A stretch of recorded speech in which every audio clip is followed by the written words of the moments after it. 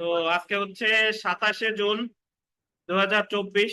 আমাদের bar council preliminary ব্যাচের 35তম class এবং ফৌজদারি কার্যবিধির 3য় ক্লাস। যদিও আমরা আজকে যে শীটটা পড়বো সেটা আছে গত ক্লাসের, আর আজকেরটা সবাই যারা যারা অফলাইন সামনে আছেন তাদেরকে দিয়ে দিয়েছি এবং অনলাইনে দিয়ে দিব যখন আমরা পড়বো তখন।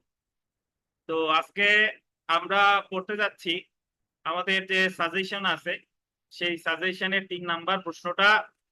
যারা যারা সাজেশন অনলাইনে পান নাই তারা আমাদের যে গ্রুপ আছে ওখান থেকে দেখে নিয়েন। আমাদের মেসেঞ্জার গ্রুপে সাজেশনও দেওয়া আছে আর এই সবগুলো প্রশ্নও দেওয়া আছে।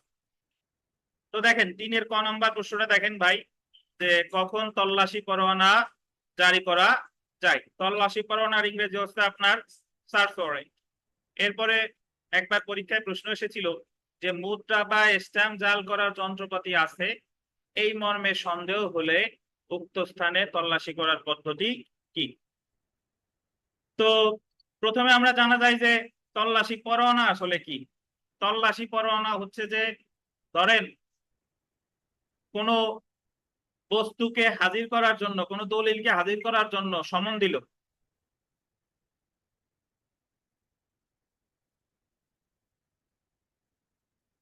এই কথা শুনতে পাচ্ছেন? জি স্যার, শোনা যাচ্ছে স্যার। আচ্ছা, স্যার ধন্যবাদ। একদম ক্লিয়ার স্যার। কোনো বস্তুকে হাজির করার জন্য সমন দেওয়া হলো বা কোনো দলিল হাজির করার জন্য সমন দেওয়া হলো, তাহলে সমন অনুযায়ী যদি যদি সেই বস্তুটা হাজির না করে, তাহলে এরপরে ওই বস্তুটা হাজির করার জন্য তাকে আর নির্দেশ দিবে না, তখন হলো ওয়ারেন্ট ইস্যু করবে। সেটা বলে কি? Search warrant. আবার কোনো ব্যক্তিকে যদি অবৈধভাবে আটক রাখা হয়, যারে আটক রাখার অধিকার তার নাই, ধরেন একজনের ওয়াইফকে, তানভীরের শ্বশুর বাড়িতে আটকায় রাখছে, তাহলে তানভীর এই ক্ষেত্রে ওই ওয়াইফকে উদ্ধারের জন্য তিনি মামলা দায়ের করতে পারেন তল্লাশি পরোয়ানার। এবং আদালত যদি সার্চ ওয়ারেন্ট ইস্যু করে, তাহলে সার্চ ওয়ারেন্ট ইস্যু করলে ওই পুলিশ গিয়ে তানভীরের ওয়াইফকে উদ্ধার করে তানভীরের কাছে পৌঁছায় দিবে। তাহলে সার্চ ওয়ারেন্ট ইস্যু করা হয় কোনো ব্যক্তিকে উদ্ধারের জন্য অথবা কি কোনো বস্তি বা দলিল উদ্ধার করার জন্য। এবং সার্চ ওয়ারেন্ট সম্পর্কে আমাদের ফৌজদারি কার্যবিধিতে বেশ কয়েকটা ধারায় আছে। আমি যদি বলি যে বস্তুর ক্ষেত্রে বা দলিলের ক্ষেত্রে হলো 96 ধারা। অবৈধ কোনো জিনিস বা যে জিনিসটা বেআইনি ভাবে নেওয়া হয়েছে, আপনার বলেন জাল করার স্ট্যাম্প জাল করার যন্ত্রপাতি বা আপনার অন্যান্য যে সকল অবৈধ জিনিসপত্র আছে সেইগুলা উদ্ধার করার জন্য হচ্ছে 98 ধারা, এবং কোনো ব্যক্তিকে উদ্ধার করার জন্য হচ্ছে আপনার 100 ধারা। তাহলে কোনো বস্তু তল্লাশির জন্য 96 ধারা, কোনো অবৈধ কোনো জিনিস সেটা তল্লাশির জন্য কত ধারা? 98 ধারা। এবং কোনো ব্যক্তি তল্লাশি করার জন্য কত? 100 ধারা। এছাড়াও 99 কত সার্চ ওয়ারেন্ট আছে আমরা দেখবো, বিস্তারিত আলোচনা করব। তো আমরা এটা জানি যে 96, 98 আর কত 100, এই 3টা ধারার মধ্যে নির্বাহী ম্যাজিস্ট্রেট 3 ধারাই সার্চ ওয়ারেন্ট ইস্যু করতে পারে। মানে উনি 96 ধারাও ইস্যু করতে পারে, 98তেও পারে, আবার কি 100তেও পারে। কিন্তু জুডিশিয়াল ম্যাজিস্ট্রেট উনি পারে শুধুমাত্র 2টা ধারায়, একটা হলো 96 আর একটা হচ্ছে কত 100। এবং এগুলো আমরা মোটামুটি প্রিলিতে বেশ ভালোভাবে পড়ে এসেছি। তাহলে সার্চ ওয়ারেন্ট কি আমরা যদি ভূমিকায় দেখি, দেখেন ভূমিকায় চলে আসি সরাসরি। এখানকার যে ভূমিকা, প্রশ্নটার ভূমিকা, যে কোনো বস্তুকে হাজির করার জন্য বা কোনো বেআইনি ভাবে আটককৃত কোনো ব্যক্তিকে হাজির করার জন্য, তাহলে কি বললাম? বস্তুকে আন্ডারলাইন করে। আর একটা হচ্ছে কি বেআইনি ভাবে আটককৃতকে ব্যক্তিকে হাজির করার জন্য ফৌজদারি আদালত তল্লাশি পরোয়ানা বা সার্চ ওয়ারেন্ট জারি করে থাকে। বুঝেন কিনা? সাধারণত সমন ইস্যু করার পরেও যদি কোনো দলিল বা বস্তু হাজির করা না হয়, সমন ইস্যু করে আমরা যদি সমন, নর্মালি সমন আমরা ফৌজদারি কার্যবিধিতে সমন প্রশ্নটা নাই, মানে সমনের প্রশ্ন করতে যাই না, বাট ফৌজদারি কার্যবিধি যখন আমরা প্রিলিমিনারিতে পড়েছিলাম যে ফৌজদারি কার্যবিধিতে সমন হচ্ছে 2 প্রকার, একটা হলো ব্যক্তির প্রতি আর একটা হচ্ছে কি বস্তুর প্রতি। তো বস্তুর প্রতি সমন আছে 94, 95, আর ব্যক্তির প্রতি সমন আছে 68 থেকে 74। মনে আছে কিনা? তো 94, 95 ধারায় ধরেন কোনো বস্তু হাজির করার জন্য, সরি মানে 94, 95 ধারায় কোনো বস্তু হাজির করার জন্য সমন দেওয়া হলো, দেওয়ার পরেও সে সমনটা আনলো না। ধরেন অনুপের কাছে একটা দলিল আছে, এখন আদালত যে কোনো একটা মামলায় অনুপরে বললো যে অনুপরে সমন দিল যে ওই দলিলটা আদালতে হাজির করার জন্য, কিন্তু অনুপ হাজির করে নাই। যেহেতু করে নাই, তার পরবর্তী স্টেপ হচ্ছে কি, সার্চ করেন কত ধারায়, 96 ধারায়। দেখেন, সাধারণত সমন ইস্যু করার পরেও যদি কোনো দলিল বা বস্তু হাজির করা না হয়, বা যদি কোনো ব্যক্তিকে, আন্ডারলাইন করবেন, অবৈধভাবে কেউ আটক রাখে, তখন আদালত তল্লাশি পরোয়ানা ইস্যু করে। তাহলে আমাদের পরীক্ষায় প্রশ্ন আসছিল, দেখেন কতে প্রশ্ন আসছে যে কখন তল্লাশি পরোয়ানা জারি করা হয়। তাহলে আমরা সরাসরি তল্লাশি পরোয়ানা জারি করা হয় এটা না বলে আগে একটা আনুষঙ্গিক 2-4 কথা কি বলে নিলাম। এখন আমরা চলে আসি যে মূল প্রশ্নে যেটা জানতে চেয়েছে সেটা। দেখেন যে যখন তল্লাশি পরোয়ানা জারি করা হয়, ফৌজদারি কার্যবিধি 1898 আন্ডারলাইন করবেন, 96, 98, 99 ক এবং 100 ধারায় তল্লাশি পরোয়ানা জারি করা যায়। কত কত ধারা ভাই বলেন? 96, 98, 99 ক, আর একটা হচ্ছে কি 100 ধারায়। তাহলে দেখেন, আহ 96 ধারায় দলিল হাজিরের জন্য, আন্ডারলাইন করেন, দলিল হাজিরের জন্য যে কোনো ম্যাজিস্ট্রেট তল্লাশি পরোয়ানা জারি করতে পারে। তাহলে 96 ধারায় তল্লাশি পরোয়ানা জারি করবে কে? যে কোনো ম্যাজিস্ট্রেট মিনস সে বিচারিকও হতে পারে, সেটা কি নির্বাহীও হতে পারে। কি হাজির করার জন্য? দলিল। তারপরেরটা দেখেন,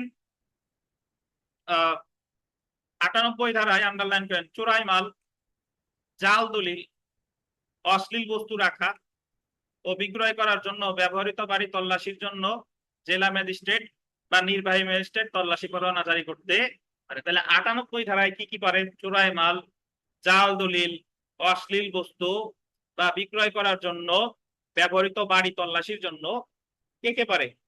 জেলা ম্যাজিস্ট্রেট অথবা নির্বাহী ম্যাজিস্ট্রেট। তাহলে একটা জিনিস এখানে দেখেন, যে 98 ধারায় কি বিচারিক ম্যাজিস্ট্রেট পারে? পারে না। 98 ধারায় সার্চ ওয়ারেন্ট ইস্যু করতে পারে কে? জেলা ম্যাজিস্ট্রেট বা নির্বাহী ম্যাজিস্ট্রেট। এখন আপনি একটা জিনিস যদি এখানে লক্ষ্য করেন, যারা যারা মানে বুঝতে সমস্যা হয়, দেখেন 96 ধারায়ও দলিলের কথা বলা আছে, আবার 98 ধারায়ও দলিলের কথা বলা আছে, বুঝেন কিনা? তাহলে 96 ধারায় সার্চ ওয়ারেন্ট যদি করাই যায়, তাহলে আবার 98 তে যাওয়ার দরকার কি? তাহলে তানভীর একটু বলেন যে 96 এর সাথে 98 ধারার কি পার্থক্য আছে? হুম, এক্স্যাক্টলি। 98, 96 হলো যে দলিলটা ঠিকঠাক আছে, কোনো বেআইনি কিছু না। আর 98 হলো কি, যা বেআইনি, যে জাল বেআইনি বা যে বেআইনি ভাবে রাখা হয়েছে, সেই জিনিসগুলো মানে সার্চ ওয়ারেন্ট ইস্যু করতে জন্য ইস্যু করবে কত ধারায়? 98। তারপরে দেখেন আমরা চলে এসি 99 ক ধারায়, সরকার কর্তৃক বাজেয়াপ্ত, বাজেয়াপ্ত ইংরেজি ফরফিটেড, ঘোষিত কোনো, আন্ডারলাইন করেন, মুদ্রিত সংবাদপত্র, পুস্তক বা কোনো দলিল তল্লাশির জন্য, আন্ডারলাইন করবেন, যে কোনো ম্যাজিস্ট্রেট তল্লাশি পরোয়ানা জারি করতে। একটু বুঝেন, আমরা 99 পড়বো তো বিস্তারিত, তার আগে একটু বলি নাই 99 কতে বলছে। আমরা যখন প্রিলিমিনারি পড়েছিলাম মনে থাকার কথা, যে সরকার তার নির্বাহী ক্ষমতা বলে যে কোনো দলিল, বস্তু, কোনো প্রিন্টেড যে কোনো ডকুমেন্ট বাজেয়াপ্ত করতে পারে। ধরেন তসলিমা নাসরিনের বই সরকার বাজেয়াপ্ত করতে পারে, সরকার সরাসরি নির্বাহী আদেশ বলে কততে? 99 ক। ধরেন আমার দেশ পত্রিকা, সরকার সরাসরি বাজেয়াপ্ত করলো যে আজকে থেকে আমার দেশ পত্রিকা প্রকাশিত হবে না, আর আমার দেশ পত্রিকার যত কপি আছে সব কি করা হলো? বাজেয়াপ্ত করা হলো। বা বলা হলো যে তসলিমা নাসরিনের যত বই আছে সব বাজেয়াপ্ত করা হলো। এই আদেশটা দিবে সরকার কত ধারায়? 99 ক। এটা কিন্তু সার্চ ওয়ারেন্ট না, এটা সার্চ ওয়ারেন্ট। তাহলে সার্চ ওয়ারেন্ট কোনটা? 99 কতে যদি কোনো আদেশ দেয়, প্রিলিমিনারিতে যারা পড়ছেন, তাহলে তসলিমা নাসরিন যে মানে যার জিনিসটা বাজেয়াপ্ত করলো, যার পত্রিকা বাজেয়াপ্ত করলো বা যার বই বাজেয়াপ্ত করলো, তার প্রতিকার কি মনে আছে? 99 খতে 2 মাসের মধ্যে হাইকোর্টে কি করা? আবেদন করা। এটা কিন্তু আপিল রিভিউ রিভিশন কিছু না। 99 কতে যা বাজেয়াপ্ত করা হলো সেটা উদ্ধারের জন্য হাইকোর্ট বিভাগে আবেদন করবে কত ধারায়? 99 কতে। তাহলে এটা আমাদের এখানকার বিষয়বস্তু না, এমনি বলে নিলাম। তাহলে 99 কতে সার্চ ওয়ারেন্ট ইস্যু করে কখন? সার্চ ওয়ারেন্ট ইস্যু করে তখন, ধরেন তসলিমা নাসরিনের বই বাজেয়াপ্ত করলো, কিন্তু জানা গেল যে গোপালগঞ্জের একটা লাইব্রেরিতে তসলিমা নাসরিনের বই বিক্রি করে, বা অমুক অমুক লাইব্রেরিতে এই বইগুলো আছে। মানে সরকার কিন্তু অলরেডি বাজেয়াপ্ত ঘোষণা করছে, করার পরে জানা গেল যে অমুক অমুক অমুক জায়গায় ওই বইগুলো বা ওই পত্রিকার গুলোর কপি আছে। তাহলে ওই বইগুলো বা ওই কপিগুলো মানে উদ্ধারের জন্য বা তল্লাশির জন্য সার্চ ওয়ারেন্ট ইস্যু করবে 99 কতে। কোন ম্যাজিস্ট্রেট? যে কোনো ম্যাজিস্ট্রেট। এই যে দেখেন, যে কোনো ম্যাজিস্ট্রেট 99 ক ধারায় সরকার কর্তৃক বাজেয়াপ্ত বা ঘোষিত কোনো মুদ্রিত সংবাদপত্র, পুস্তক বা কোনো দলিল তল্লাশির জন্য যে কোনো ম্যাজিস্ট্রেট তল্লাশি পরোয়ানা জারি করতে পারে। হ্যাঁ, বাজেয়াপ্ত আমাদের এখানে মানে বিষয় না। বাজেয়াপ্ত হলো প্রেক্ষাপটটা আপনারা ব্যাখ্যা করলাম যে কি কি করে। আর যে জিনিসটা বাজেয়াপ্ত করা হয়েছে তারপরে যদি ওই জিনিসটা কোথাও বিক্রি হয় বা থাকে, তাহলে তল্লাশি পরোয়ানা জারি করবে 99 পদ। তাহলে এখন ইয়া বলেন, রুবেল সাহেব বলেন, তাইলে 98 ধারার সাথে 99 পর পার্থক্য কি আপনার দৃষ্টিতে? মানে 98 ধারায় সার্চ ওয়ারেন্ট করে, আবার 99 কত সার্চ ওয়ারেন্ট করে, এই দুইটার ভিতর পার্থক্য কি? সরকার কর্তৃক বাজেয়াপ্ত ঘোষণা করা হয়েছে। হুম, 98 কিন্তু তা নয়। কারণ কিন্তু জাল দলিল চুরাই মাল ইত্যাদি অশ্লীল যে বস্তুগুলো যেগুলো আছে সেই তল্লাশি 99 কতে সার্চ ওয়ারেন্ট ইস্যু করা যাবে তখনই যখন 99 কতে ওই ধারাটা ওই ওই জিনিসটা কি করা আছে, বাজেয়াপ্ত করা হয়েছে। আর কোন অন্যান্য যে জিনিস সরকার বাজেয়াপ্ত করে নাই কিন্তু যেগুলো শুরু থেকেই অবৈধ, চোরাই মাল, জাল দলিল, এইগুলা উদ্ধারের জন্য আটক সার্চ ওয়ারেন্ট দিবে কত ধারায়? 98 ধারায়। বাট সরকার যদি কিছু বাজেয়াপ্ত করে তাহলে সেইগুলোর জন্য সার্চ ওয়ারেন্ট কততে? আলম ভাই বুঝছেন কিনা? সালাউদ্দিন বুলবুল সাহেব কোথায়? ব্যস্ত আছে।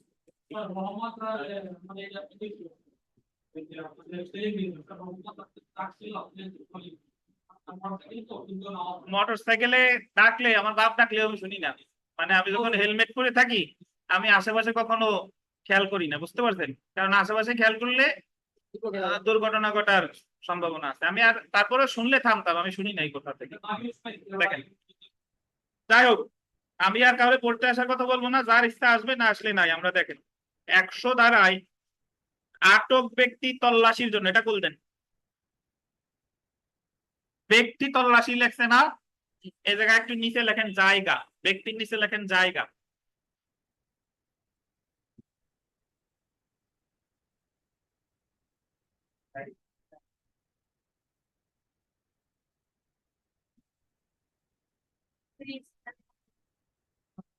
মানে আপনারা সরাসরি বেআইনি ভাবে আটককৃত ব্যক্তি না বলে বলতে পারে কোনো জায়গা তল্লাশির জন্য সার্চ ওয়ারেন্ট ইস্যু করে কত ধারায়? কত ধারা বলেন? 100 ধারায়। 100 ধারায় আটক ব্যক্তি তল্লাশির জন্য যে কোনো ম্যাজিস্ট্রেট, বলতেন কোন ম্যাজিস্ট্রেট? যে কোনো ম্যাজিস্ট্রেট তল্লাশি পরোয়ানা জারি করতে পারে।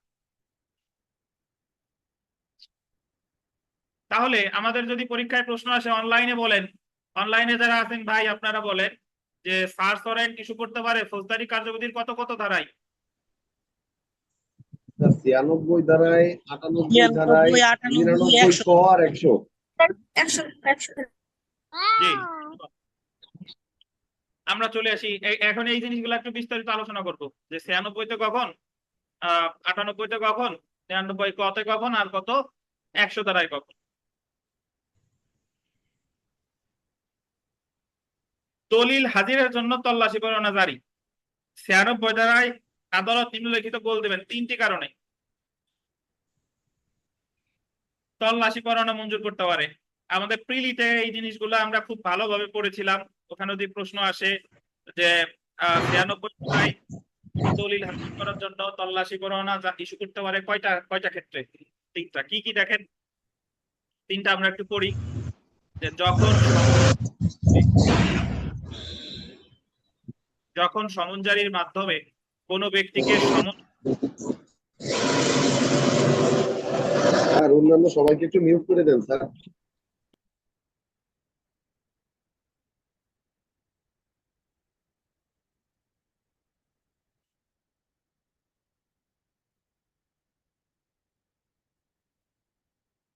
দেখেন, যখন সমন জারির মাধ্যমে কোনো ব্যক্তিকে সমনে উল্লেখিত কোনো দলিল বা বস্তু হাজির করতে বলা হয়, কিন্তু সে উক্ত দলিল বা বস্তু হাজির করবে না বা করে না। বোঝা গেল কি? যখন সমন জারির মাধ্যমে অনুপরে বললো যে অনুপ আইন পাঠ বইটা কি লেখা, আইন পাঠ নিয়ে মামলা হয়েছে, এখন অনুপরে বলতেছে যে অনুপ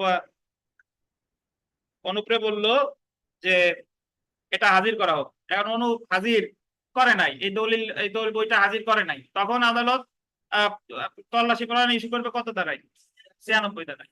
তারপরে দেখেন, যখন এরূপ দলিল বা বস্তু কোন ব্যক্তির দখলে আছে তা আদালতের মানে এই এই এই জিনিসটা বা এই বস্তুটা কার দখলে আছে এটা আদালতের কি জানা নাই, যে কোনো ব্যক্তির কাছে থাকতে পারে, তাহলে সেই ক্ষেত্রেও সার্চ ওয়ারেন্ট ইস্যু করবে কত ধারায়? 96 ধারায়। দলিল এই জিনিসটা যদি অবৈধ হতো বা জাল হতো তাহলে করতে হবে কত ধারায়? 98 তে। 3 নাম্বার দেখেন, ফৌজদারি কার্যবিধি অনুসারে আন্ডারলাইন করবেন, কোন তদন্ত বিচার বা অন্য কোন কার্যক্রমের উদ্দেশ্য সাধন করতে এরূপ তল্লাশি প্রয়োজন। কখন কখন তদন্ত বিচার বা অন্য কোন কার্যক্রমের উদ্দেশ্য সাধন করতে যদি এরূপ তল্লাশি কি হয় প্রয়োজন হয়। তাহলে এই জিনিসগুলা কিন্তু আপনি আজকের পড়া যদি আজকে পড়ে ফেলেন, দেখবেন কি আমাদের ফৌজদারি কার্যবিধি শেষ, আপনার কোর্সও শেষ। তো 3টা হচ্ছে কি কি? যারে দলিল বা বস্তু হাজির করার জন্য সমন দিছিল সে হাজির করে নাই, জিনিসটা কার দখলে আছে তাও জানি না, আর যদি বিচার তদন্ত বা অন্য কোনো কার্যধারায় যদি প্রয়োজন হয় সেক্ষেত্রেও সার্চ ওয়ারেন্ট ইস্যু করতে পারে কত ধারায়? 96। ভাই কি খারাপ লাগে নাকি ভাই? তাহলে দেখেন, উল্লেখ্য যে প্রেশার ঠিক আছে তো, দেখেন উল্লেখ্য যে 96 ধারায় বিচারিক ও নির্বাহী ম্যাজিস্ট্রেটই তল্লাশি পরোয়ানা ইস্যু করতে পারে। একটা রস্যকার দেন, ইস্যুতে একটা রস্যকার হবে।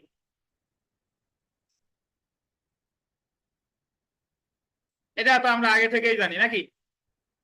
96 ধারায় তল্লাশি পরোয়ানা কে কে ইস্যু করতে পারে? বিচারিক এবং নির্বাহী। এবং উক্ত ধারা অনুসারে কোন তল্লাশি পরোয়ানা ইস্যু করলে আন্ডারলাইন করবেন, সংক্ষুব্ধ পক্ষ উচ্চ আদালতে রিভিশন করতে পারে। তাহলে সংক্ষুব্ধ পক্ষ কি করতে পারে? রিভিশন।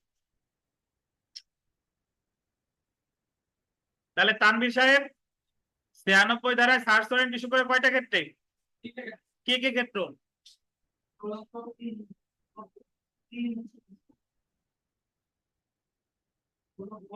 দলিলকে হাজির করার জন্য অনুপ বলেন 3টা ক্ষেত্র কি কি?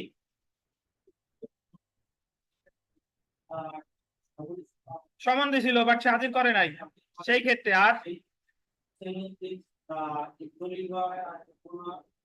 কার কাছে আছে জানা নাই। ধন্যবাদ। এবং এই জায়গায় 96 ধারায় সার্চ ওয়ারেন্ট ইস্যু করতে পারে কে কে? বিচারিকও পারে, নির্বাহী ম্যাজিস্ট্রেট পারে। আর যদি বলেন যে অ্যাগ্রিড পার্টি এই 96 ধারায় সার্চ ওয়ারেন্ট ইস্যু করা হলে সংক্ষুব্ধ ব্যক্তির প্রতিকার কি?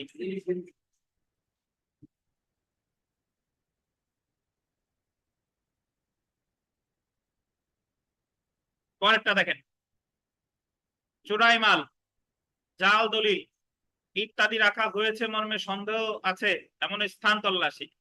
স্থান শব্দটা বলতেন, একটু আগে বলছিলাম না জায়গা, মানে সরি, স্থান তল্লাশি। ঠিক আছে, দেখেন তাহলে 98 ধারাটা দেখেন। 98 ধারাতে বলতেছে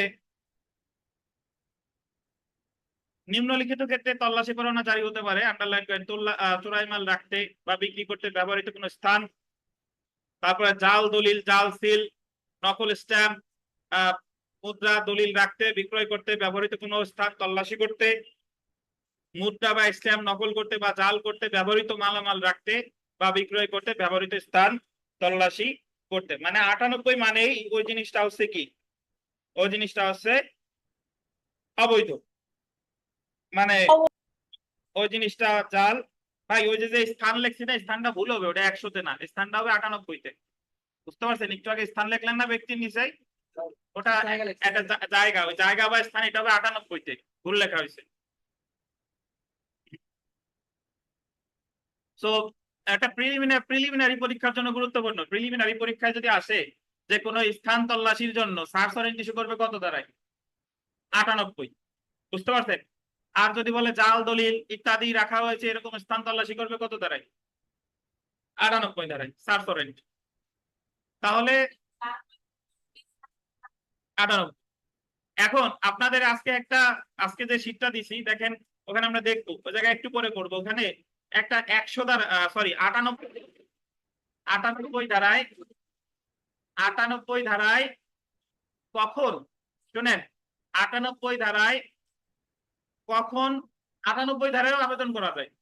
98 ধারায় আবেদন আমরা ও জায়গা পড়বানি এইভাবে যে এইভাবে বলতেছে যে দরখাস্তটা যে করছে সে বলতেছে যে আমি অমুক অমুক আমার সাথে প্রতিবেশী, তার সাথে আমি একসাথে ব্যবসা করতাম বা তার সাথে ভালো সম্পর্ক ছিল, সে আমার হুমকি টামকি দেখাইয়া জোরপূর্বক আমার কাছ থেকে জোরপূর্বক স্টাম্পে স্বাক্ষর করাই আমার একটা স্টাম্প দিয়ে গেছে।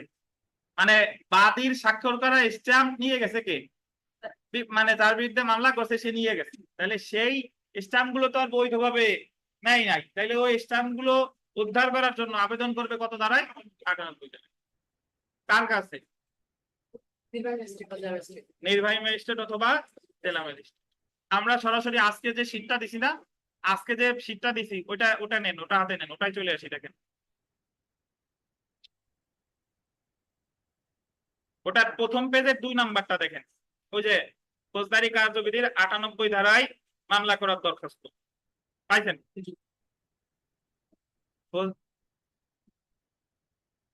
পাইছেন কি ভাই? দেখেন ফৌজদারি কার্যবিধির 98 ধারার পিটিশন মামলার দরখাস্ত। তাহলে কেমনে করে দেখেন, এটা আমরা জানি যে বিচারিক ম্যাজিস্ট্রেটের কাছে করা যায় না, এটা করে বিজ্ঞ নির্বাহী ম্যাজিস্ট্রেট আদালত মানিকগঞ্জ। এখন আবার বলতে পারেন যে স্যার মানিকগঞ্জে গিয়ে লিখতে হবে, আপনার ইচ্ছা। আপনি যদি গোপালগঞ্জ লিখতে চান, ঢাকা খুলনা যাই লিখতে চান লিখতে পারবেন, সমস্যা নাই। এবং এটারে বলে পিটিশন মামলা নং হরি 2012। হরি বলতে এখানে জাস্ট হরি বোঝানো হচ্ছে এটা থানার নাম হরিরামপুর। তো আপনার যে হরি লিখতে হবে এমন কোনো কথা নাই, আপনি মামলা নং 10/2012 যা খুশি তাই দিতে পারেন। যদি এটা গোপালগঞ্জ হতো যে পিটিশন মামলা নং গোপা/2012, গোপা মানে কি? গোপালগঞ্জ সদর। যদি বলতো কোটা তাহলে কি টুঙ্গি কোটালীপাড়া। যদি বলতো টুঙ্গি তাহলে কোনটা? টুঙ্গিপাড়া। বুঝতে পারছেন? না, নাম্বার লিখতে হয়, মামলার নাম্বার হবে এই জায়গা 13/13 হরি/2012। বুঝতে পারছেন? আচ্ছা, তাহলে দেখেন এই জায়গায় বলতেছে যে মোশাররফ মোল্লা, পিতা আলাউদ্দিন মোল্লা, সাং গোপীনাথপুর মধ্যপাড়া, পোস্ট হচ্ছে জিটকা, থানা হরিরামপুর, জেলা মানিকগঞ্জ। তাহলে এই হরি লেখলো কেউ জায়গা বলেন তো? হরিরামপুর থানার মামলা। তাই ডট ডট এই জায়গা হচ্ছে কি প্রথম পক্ষ। এই জায়গা আমার একটা জিনিস মনে রাখবেন, সিআর মামলা যেটা আমরা সামনে পড়বো সেখানে বলে অভিযোগকারী বা নালিশকারী, আর এই সকল পিটিশন মামলায় বলে কি প্রথম পক্ষ। বনাম দেখেন সুফিয়া বেগম 40, স্বামী হলো মৃত শহীদ, সাং সাকিনী, পোস্ট হাট বিজয়নগর, থানা হরিরামপুর, জেলা মানিকগঞ্জ। পক্ষ কত? দ্বিতীয় পক্ষ। না না না না না, ডট ডট সাক্ষ্য থাকবে কে? এতদিন পর কি কন? প্রথম পক্ষ মানে এই যে দরখাস্তটা করতেছে তারে বলে কি প্রথম পক্ষ। চুপ করে শুনে নাকি? আগে শুনেন তারপরে বুঝবেন। এটা হচ্ছে ডট ডট ডট প্রথম পক্ষ, ডট ডট ডট হচ্ছে কি দ্বিতীয় পক্ষ। আচ্ছা, এখন আপনারা যদি মনে করেন যে আমি এই জায়গা শুধু মোশাররফ মোল্লা বা ক লিখবো, আমি পিতার নাম ঠিকানা দিব না, তাও দিতে পারেন। তাহলে ক ডট ডট প্রথম পক্ষ, ক ডট ডট কি দ্বিতীয় পক্ষ। কিন্তু আপনাদের এখন যে সিস্টেম চালু হয়েছে এখানে ডেফিনেটলি একটা ফ্যাক্ট দিবে। ফ্যাক্ট বুঝেন তো? একটা ঘটনা দিবে যে অমুক অমুক এই ঘটনা ঘটছে, অমুকের কতগুলো স্ট্যাম্প নিয়ে আটকায় রাখছে, এখন আপনি কি করবেন? তখন তো ওই জায়গায় ডেফিনেটলি নাম থাকে যে অমুকের তা নিচে কে নিচে নাম থাকে, তাহলে সেই নাম আমার দিতে হবে সেই আঙ্গিকে। আচ্ছা, তারপরে দেখেন এখানে চলে আসি আমরা সাক্ষীগণের নাম ও ঠিকানা। এই পিটিশনটা দায়ের করতেছে কে বলেন তো? প্রথম পক্ষ। প্রথম পক্ষের নাম কি? মোশাররফ মোল্লা। আর যার বিরুদ্ধে করতেছে তার নাম কি? সুফিয়া খাতুন। আর আমি যে কোনো মামলা করতে হলে এ জায়গা কি লেখা লাগে? সাক্ষীদের নাম। এখন এই হচ্ছে আপনার ওই ফৌজদারির সাথে দেওয়ানির পার্থক্য। দেওয়ানি মামলা আমরা যে প্লেইন দায়ের করছি না, মানে আরজিতে তো ওই যে অমুক আদালত দেওয়ানি মামলা না এত ডট ডট বাদী বনাম বিবাদী মকদ্দমান মূল্যমান বিনীত নিবেদন, এই যে তারপরে হচ্ছে আপনার কি সত্য পাঠ, তারপরে হচ্ছে শেষ নাকি? কিন্তু আরজিতে কিন্তু কোথাও কি ছিল না? সাক্ষীদের নাম ছিল না।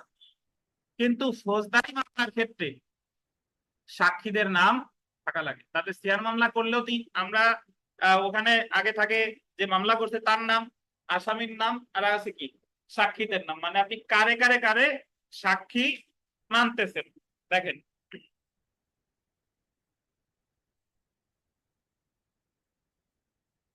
জয়নাল পিতা মৃত মালেক, 2 নাম্বার রাজা মিয়া পিতা শহীদ মাতবার, উভয় সাং গোপীনাথপুর এত মানিকগঞ্জ। আন্ডারলাইন করেন সাক্ষী আরো আছে প্রয়োজনে পড়ে, মানে আরো সাক্ষী আছে। এই দুইজন ছাড়াও আদালত যদি চায় আরো সাক্ষী আছে। এরপরে আমরা চলে এসে দেখেন ঘটনার তারিখ। এখানে ঘটনার ফৌজদারি মামলা ফৌজদারি পিটিশনের ক্ষেত্রে ঘটনার তারিখ লিখতে হয়। ঘটনার তারিখ কত? 1/11/2012। বাংলা কত? 17 কার্তিক 1419 সন রোজ বৃহস্পতিবার। এগুলা কিন্তু মুখস্থ করার কিছু নাই।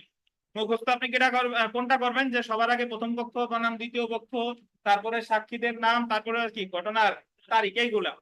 তারপরে দেখেন ঘটনার সময় অনুমান হয়ে গেছে, অনুমান হবে। অনুমান বিকাল কত? 3 ঘটিকা। ঘটনাস্থল দেখেন প্রথম সাক্ষীর বাড়ির সামনে পূর্ব দিকে পাকা সরকারি রাস্তার উপর। মামলার ধারা কত? ফৌজদারি কার্যবিধির কত ধারা? 98।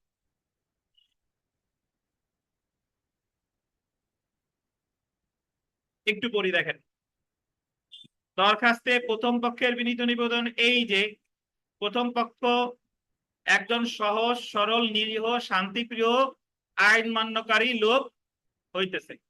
আপনি ইচ্ছা করলে হইতেছে সাধু ভাষা পরিহার করে আপনি এইভাবে বলতে পারেন যে সহজ সরল নিরীহ শান্তিপ্রিয় আইন মান্যকারী লোক। আমরা এই জায়গা একেবারে দরখাস্ত আকারে লিখছি, আপনি ইচ্ছা করলে 1 2 3 4 আকারেও লেখা যাবে। বুঝতে পারছেন? কোনোটাই ভুল না।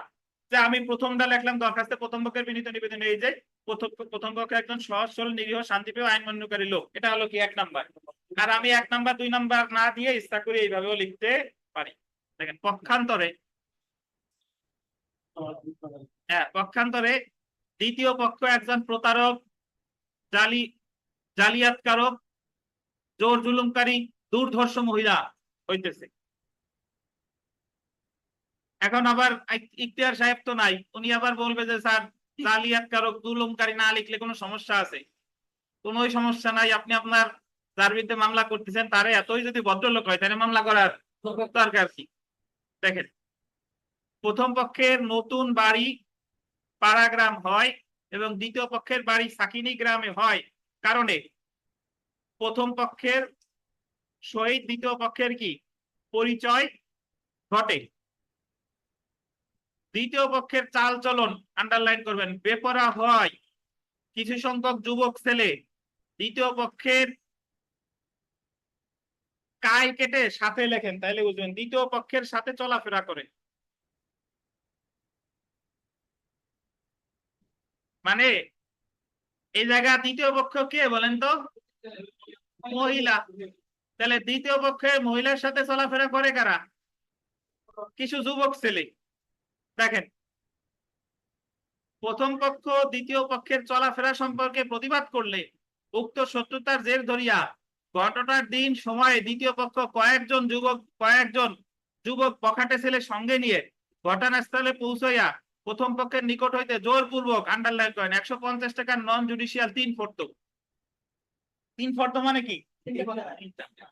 50 টাকার ও 50 টাকার স্ট্যাম্পে 3টি প্রথম পক্ষের স্বাক্ষর নেয়।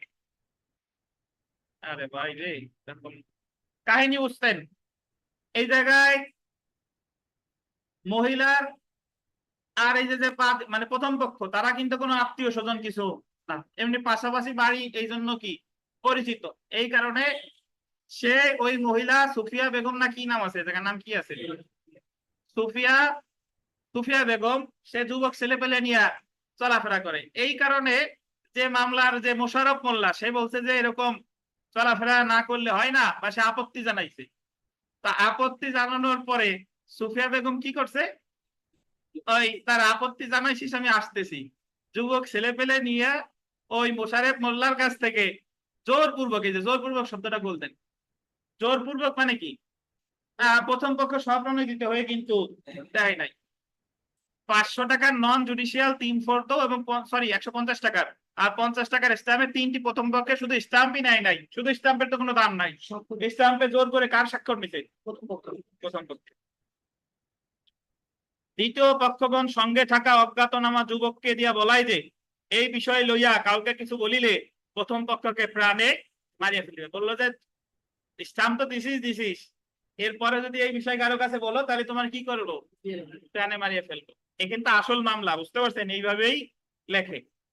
প্রথম পক্ষ ঘটনার আকস্মিকতায় হতভম্ব হয়ে পড়ে, কি করিবে ভাবিয়া পায় না। অতঃপর প্রথম পক্ষ এই বিষয় লইয়া কতক মুরব্বীদের সহিত আলাপ করিয়া অবশেষে হুজুর আদালতে হত্যাকারী মামলা দায়ের করিল। বিষয়টি লইয়া আপস মীমাংসার কথা বলায় মামলা করিতে সামান্য বিলম্ব হলো। মানে আপনার ঘটনা ঘটছে তো বেশ আগে, এখন মামলা এত দেরিতে করলো কেন, তার একটা কি ব্যাখ্যা দিতে হবে,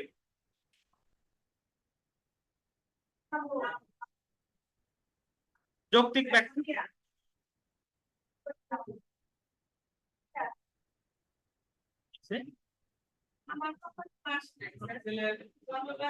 হয়েছে? হাত ভাঙছে মানে কি হঠাৎ করে,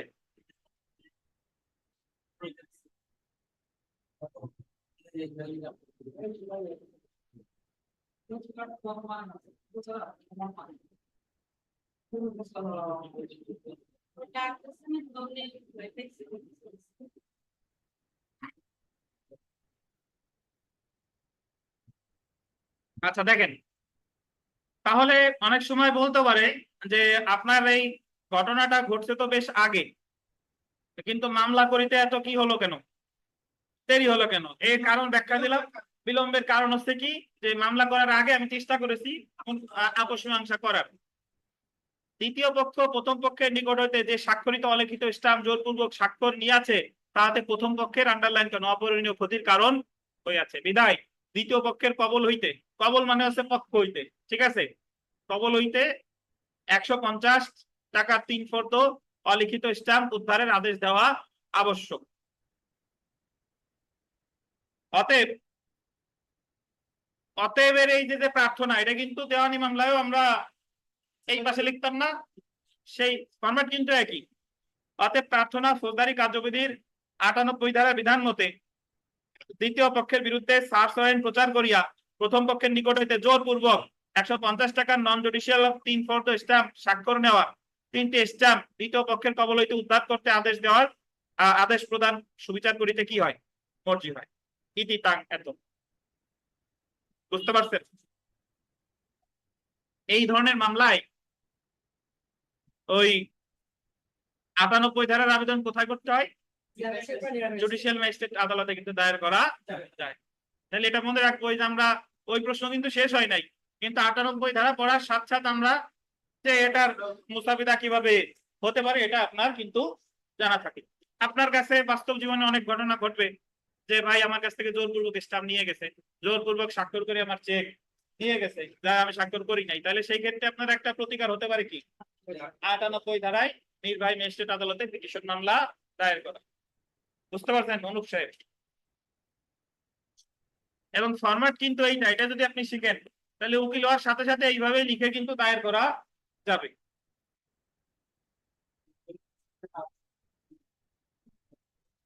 আপনি টাকা তুলতে যান কোথায়, নিচতলায়, ওই যে ডিসি অফিসের নিচতলায়, দেখেন। তাহলে অনলাইনে যারা আছেন কোনো প্রশ্ন আছে কিনা, আনমিউট করেন, আনমিউট করা যাবে। স্যার 3/4 স্যার একটু যদি প্লিজ বলতেন। 3/4 মানে 3 পিস, আচ্ছা জি স্যার। আপনারা যখন বার কাউন্সিলে ইন্টিমেশন জমা দিছিলেন তখন 100 টাকার কয়টা স্ট্যাম্প দেন বলেন? 3টা। ওইটা 3/4। আচ্ছা জি স্যার। বুঝতে পারছেন? জি স্যার। থ্যাংক তাহলে ইউ এই স্যার। এই মুসাবিদা কিন্তু এই যে আমরা প্রথমে যে প্রশ্ন করলাম এটার কিন্তু অংশ না, কিন্তু মুসাবিদা আমরা জেনে গেলাম। আসেন আমরা প্রশ্নে আসি।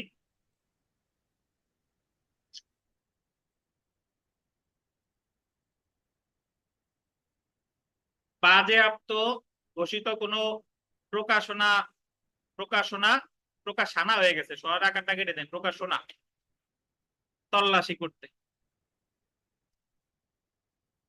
ফৌজদারি কার্যবিধির 99 ক ধারায় সরকার কোনো সংবাদপত্র, পুস্তক বা অন্য কোনো নথি 99 ক ধারায় উল্লিখিত কারণে বাজেয়াপ্ত ঘোষণা করতে পারে।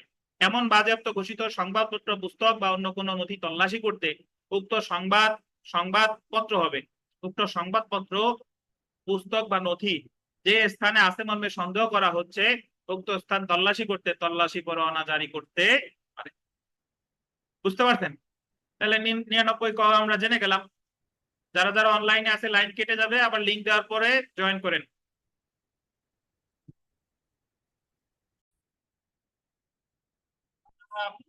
ভাই 99 ক পড়া শেষ। দেখেন, বেআইনি ভাবে আটক ব্যক্তি তল্লাশির জন্য তল্লাশি পরোয়ানা, আন্ডারলাইন করেন। বেআইনি ভাবে আটক ব্যক্তির তল্লাশির জন্য তল্লাশি পরোয়ানা। ওই যে কথা একটু আগে বললাম যে যদি ধরেন কারো ছোট বাচ্চাকে আটকায় রাখছে, ধরেন 1 বছর বয়স, তো 1 বছর বয়স ছেলে বা মেয়ে হোক না কেন, তার থাকার অধিকার কার কাছে বলেন তো? মায়ের কাছে। কিন্তু ওর বাবা যদি আটকায় রাখছে যে মার সাথে দেখাই করতে দেয় না, তাহলে এখানে মা গিয়ে আহ উনি কত ধারার আবেদন করবে? 100 ধারা। বা ওয়াইফ রে শ্বশুর বাড়ির লোকজন আসতে দিচ্ছে না, তাহলে হাজবেন্ড গিয়ে কত ধারা আবেদন করবে? 100 ধারা। দেখেন,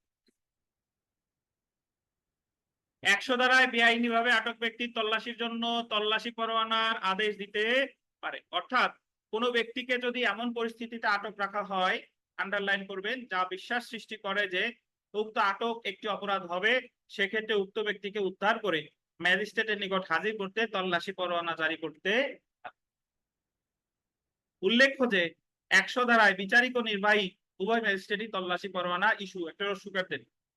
ইস্যু করতে পারে।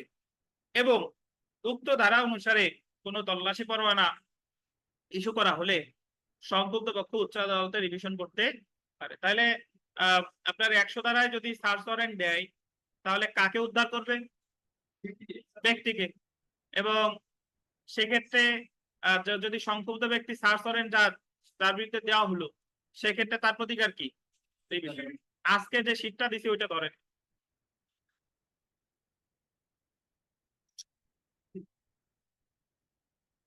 যেটা পড়লাম তারপরেরটাই 100 ধারা, দেখেন পাইছেন? ফৌজদারি কার্যবিধির 100 ধারার পিটিশন মামলার দরখাস্ত। বিজ্ঞ নির্বাহী ম্যাজিস্ট্রেট আদালত মানিকগঞ্জ, পিটিশন মামলা নং এত 2014। এতে শিবা লেখা কেন? কারণ শিবালয় হচ্ছে মানিকগঞ্জের থানা। তো যদি আপনি পিটিশন মামলা নং গোপালগঞ্জ লিখেন, 10 ব্র্যাকেটে গোপা অবলিক 2014, ঠিক আছে? বা এই শিবা টিবা যদি নাও লিখতে চান, 10/2014, সবকিছুই হবে। এবং একটা জিনিস দেখেন, এই 100 ধারার মামলা কোথায় কোথায় করা যায়? আমি আমি আমি নির্বাহী ম্যাজিস্ট্রেটের কাছে না করে আমি কি লিখতে পারি?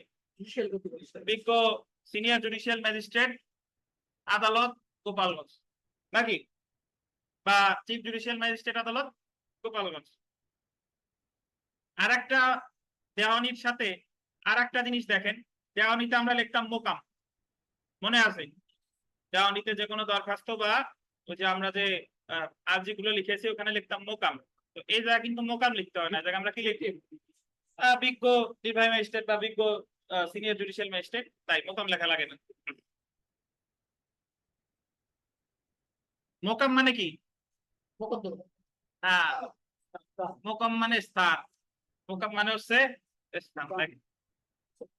দেখেন 1 নাম্বার, আনসার আলী পিতা সুকল প্রামাণিক, সাং দাসকান্দি, পোস্ট নালী, সব এক্সেপশনাল নাম। থানা শিবালয়, জেলা কই Manikganj. Dot dot dot dot প্রথম পক্ষ। আসমা বেগম, আসমা খান মনে হয় তো ব্যাখ্যা দিতে পারলাম না ডট ডটে, তার আগে ওনার চলে যাওয়া লাগলো unfortunately. Dot dot dot dot এই জায়গা কিন্তু কোনো সিগনেচার হবে না। তো মানে এই যে আনসার আলী এ হচ্ছে কি পক্ষ? প্রথম। বনাম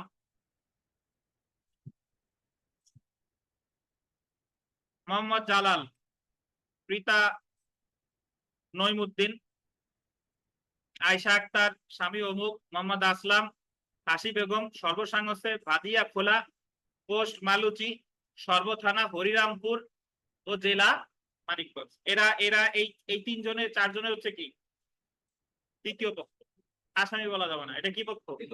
তৃতীয়। তাহলে যে 100 ধারার পিটিশনটা দায়ের করতেছে তাকে বলে কি প্রথম পক্ষ, যার বিরুদ্ধে দায়ের করতেছে তারে বলে কি দ্বিতীয় পক্ষ। গত যে আমরা যেটা পড়লাম সেখানে সাক্ষীদের নাম ঠিকানা ছিল, তো এখানেও সাক্ষীদের নাম ঠিকানা। সাক্ষী আপনার যে করা ইচ্ছা আপনি দিতে পারেন। ওকাল প্রামাণিক, আলমাস, ইবারত, সর্বসাং দাসকান্দি, নালী, থানা শিবালয়, জেলা কি গোপালগঞ্জ। তাহলে আমরা সাক্ষীদের নাম ঠিকানার পরে হচ্ছে কি ঘটনার তারিখ 7/4/2013, রোজ 24 চৈত্র, রোববার 2019 সন। এটা কি বাংলা সাল। আর ঘটনার সময় হলো কত? অনুমান বিকাল 3 ঘটিকার সময়। এই ঘটনাস্থলটা আলাদা একটা নিচে হবে, জায়গা আমি লেখার সময় হয় নাই। ঘটনাস্থল না বাংলাও দিতে হবে। ঘটনাস্থলটা লেখেন। ঘটনাস্থলটা ডান সাইডে হবে না, কোথায় আসবে বলেন? নিচে। জি।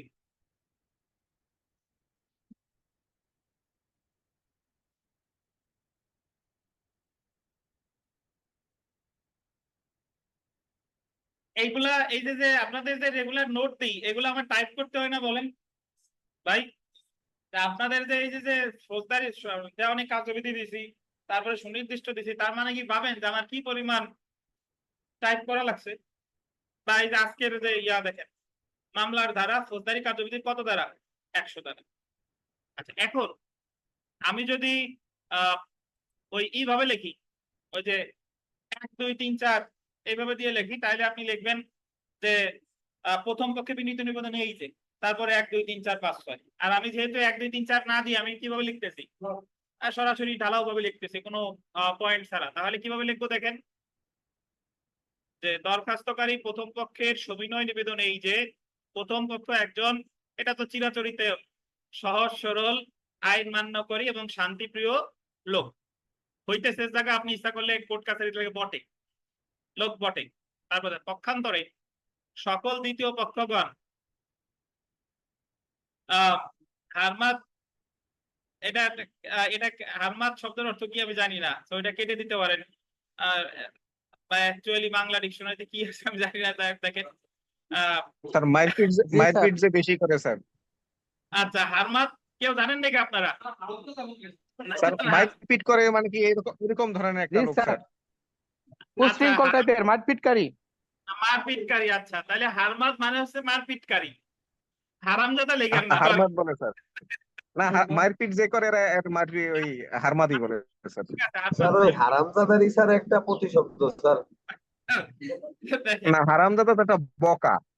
হ্যাঁ দেখেন, তো পরধন লোভী খারাপ শ্রেণীর লোক হইতেছে, এটা সবসময় যার বিরুদ্ধে মামলা করা হয় সে সবগুলা মানে সে কিন্তু এগুলাই হয়।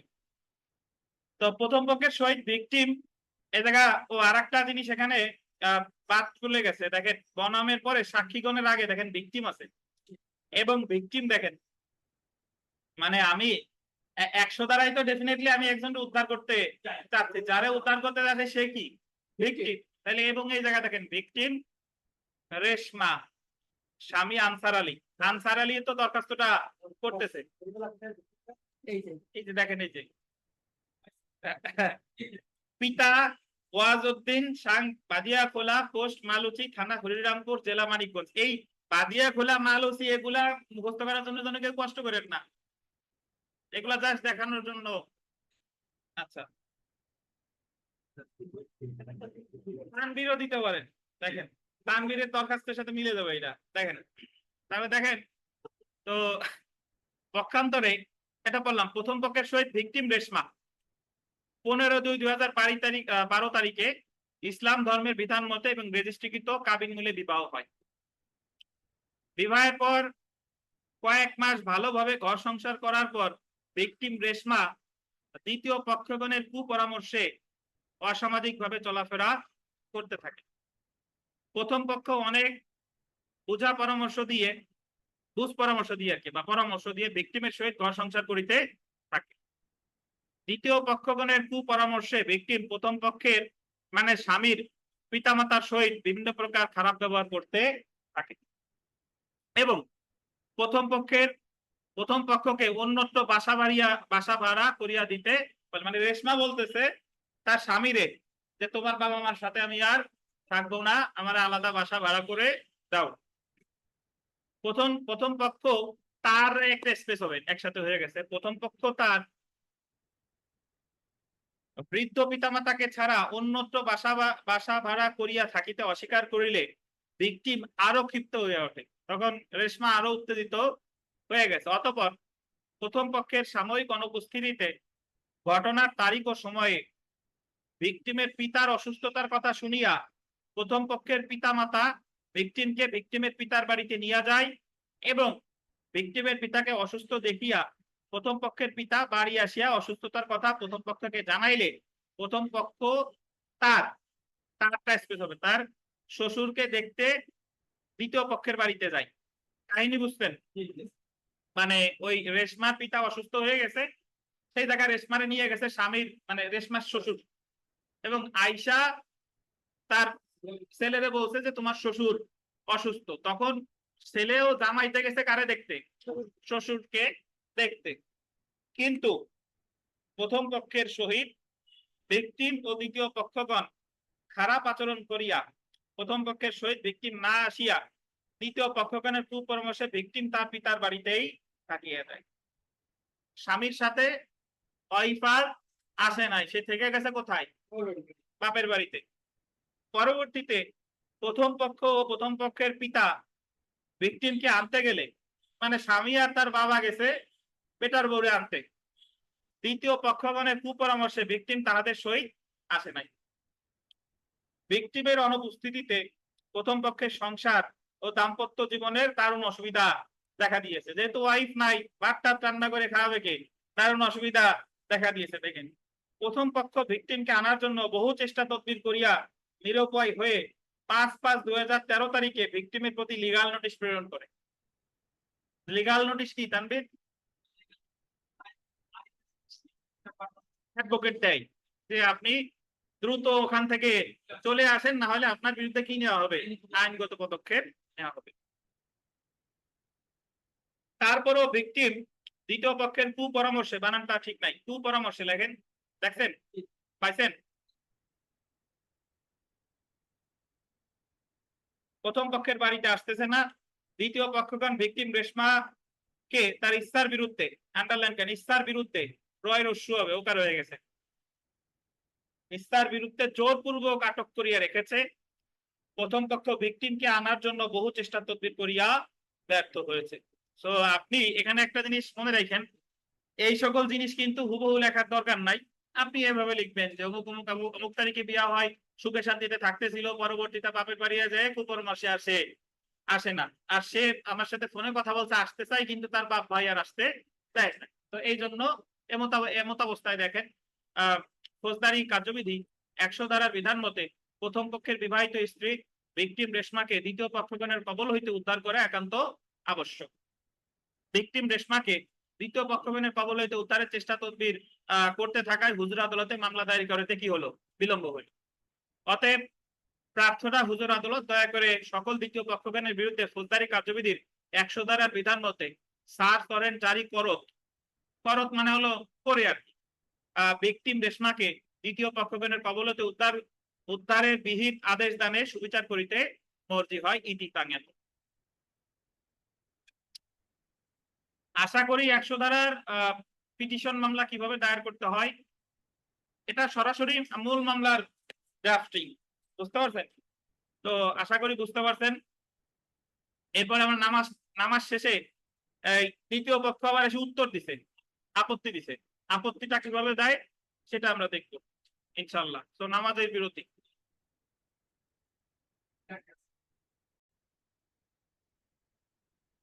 আচ্ছা, তাহলে দেখেন আমরা নামাজের বিরতির আগে যে 100 ধারার অধীন যে আপনার পিটিশন মামলা কিভাবে দায়ের করতে হয় সেটা আমরা জানলাম।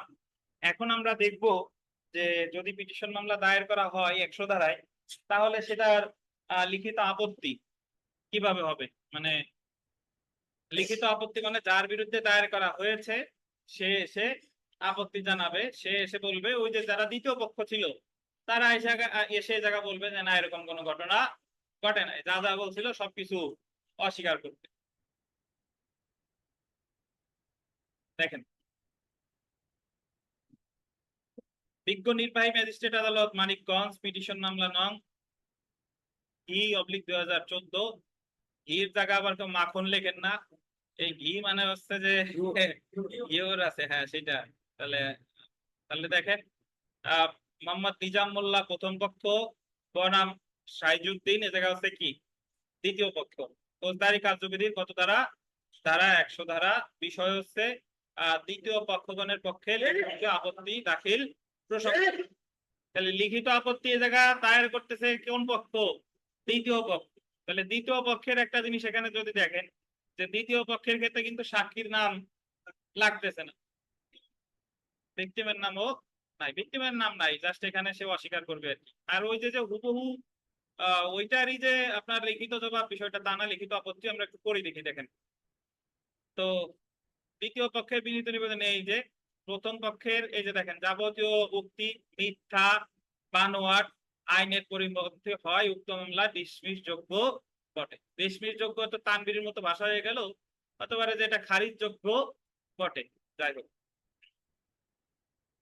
যে সকল কারণ উপাদান বিদ্যমান থাকলে উক্ত মামলা চলিতে পারে তার কোনো কারণ কিংবা উপাদান বিদ্যমান না থাকায় উক্ত মামলা ডিসমিস যোগ্য হবে। ডিসমিস যোগ্য মানে হচ্ছে যে ওই মামলা চলার মতো কোনো কি নাই, কারণ নাই, সো ওই মামলাটা কি হবে? খারিজ হবে। প্রথম পক্ষের যাবতীয় উক্তি মিথ্যা বানোয়াট, মিথ্যার পর একটা কমা দেন, মিথ্যা বানোয়াট এবং আইনের পরিপন্থী হয় দ্বিতীয় পক্ষ উক্ত মামলার যাবতীয় উক্তি দৃঢ়ভাবে অস্বীকার করিতেছে। মানে বলতেছে যে প্রথম পক্ষ যা যা দাবি করছে সবকিছু দ্বিতীয় পক্ষ এসে কি করতেছে? অস্বীকার করতেছে। প্রকৃত বৃত্তান্ত এই যে, আন্ডারলাইন করেন, প্রকৃত বৃত্তান্ত এই যে দ্বিতীয় পক্ষগণ ও ভিকটিম সকল হয়ে গেছে। সহজ কি হবে? সরল। সহজ সরল আইন মান্যকারী ও শান্তিপ্রিয় লোক হইতেছে বা বটে। পক্ষান্তরে প্রথম পক্ষ তার পরিবারের লোকজন লাঠিয়াল হারমাত পারধন হয়ে গেছে। পরধন লেখেন, আগারটা কেটে দেন, পরধন লোভী নির্যাতনকারী ও খারাপ শ্রেণীর লোক। প্রথম পক্ষের সহিত ভিকটিম শেফালী বেগমের বিগত 4 ফেব্রুয়ারি 2014 তারিখে ইসলাম ধর্মের বিধান মতে বিবাহ হয়। বিবাহের পর ভিকটিম প্রথম পক্ষের বাড়িতে যাইয়া ঘর সংসার সহবাস ও বসবাস করার ফলে প্রথম পক্ষের ঔরসে ও ভিকটিমের গর্ভে এক সন্তান আসে। ভিকটিমের পেটে সন্তানের বয়স হবে, বয়স হয়ে গেছে, বয়স ভিকটিমের পেটে সন্তানের বয়স কতদিন? 7 মাস। প্রথম পক্ষ ও তার পরিবারের লোকজন ভিকটিমের ভাইয়ের নিকট 2 লক্ষ টাকা যৌতুক দাবি করিয়া ভিকটিম শেফালী বেগমকে শারীরিক ও মানসিক নির্যাতন করে। এরপর ভিকটিম শেফালী বেগম উক্ত যৌতুকের টাকা দিতে অস্বীকার করিলে কাড়িয়া রাখিয়া এক কাপড়ে ভিকটিমকে তার ভাইয়ের বাড়িতে রাখিয়া যায়। সেই হতে ভিকটিম তার পিতার বাড়িতে অবস্থান করিতেছে। যদি আমি আগের মামলার প্রেক্ষাপট ধরি, আগের মামলার না, কিন্তু আগের মামলা দিয়েও লিখতে পারি। আগের মামলা তো রেশমা কে ছিল আগের মামলায়? ওই যে ভিকটিম কে ছিল আগের মামলায়? রেশমা নাকি? রেশমা আগের মামলার রেশমা। তাহলে আমি এই জায়গায় আগের মামলার প্রেক্ষাপটে যদি লিখি, এই জায়গায় আগের মামলা স্বামী বলতেছে যে শ্বশুর আটকায় রাখছে, আর এই জায়গায় লিখিত আপত্তিতে তার মানে মেয়ের পিতা দাবি করতেছে, যদি বলে যে আসলে এরকম কোনো ঘটে নাই, সব অস্বীকার করার পর বলতেছে বরং স্বামী তারে মানে প্রতিদিন কি অত্যাচার করে এবং তারা যৌতুকের জন্য তার বাড়ি থেকে তাড়ায় দিছে। তারপরে দেখেন খটা দেখেন যে দ্বিতীয় পক্ষ ভিকটিম শেফালী বেগমকে তার ইচ্ছার বিরুদ্ধে আটক রাখে নাই। প্রথম পক্ষ, এখানে প্রথমও লেখেন, প্রথম পক্ষ পাইছেন? প্রথম পক্ষ তার পরিবারের লোকজন ভিকটিমকে মারপিট করিয়া এবং যৌতুক দাবি করিয়া তার পিতার বাড়িতে রাখিয়া যায়। ভিকটিম শেফালী বেগম তার ভাইয়ের বাড়িতে বসবাস করিতে ইচ্ছুক। প্রথম পক্ষের মামলার যাবতীয় উক্তি মিথ্যা হইতেছে, শুধুমাত্র দ্বিতীয় পক্ষকে হয়রানি করার জন্য মিথ্যা মামলা দায়ের করা হয়েছে।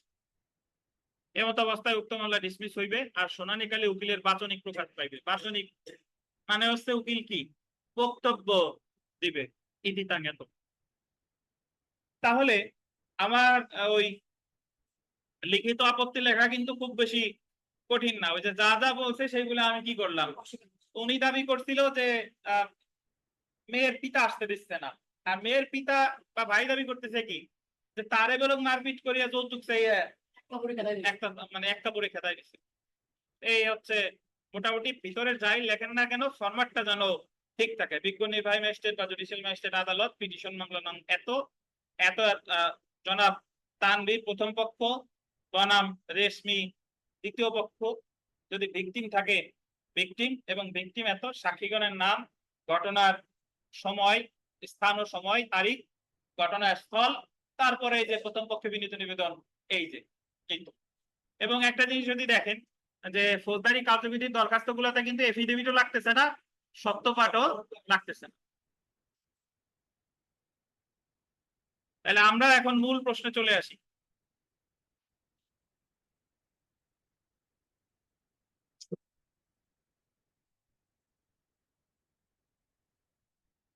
আমাদের ওই প্রশ্নের পরবর্তী অংশ ছিল যে মুদ্রা বা স্ট্যাম্প জাল করার যন্ত্রপাতি আছে এমন স্থান তল্লাশি করার পদ্ধতি। অর্থাৎ যদি কোনো স্থানে মুদ্রা বা জাল জিনিসপত্র থাকে তাহলে সার্চ ওয়ারেন্ট ইস্যু করে কততে?